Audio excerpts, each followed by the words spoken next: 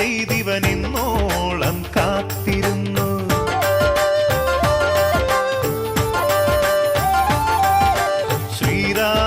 ശ്രീരാമചന്ദ്രനല്ലേ തേരേറി വരുന്നവനല്ലേ, ശ്രീപാദുക പൂജ ചെയ്തിവനിന്നോളം കാത്തിരുന്നു.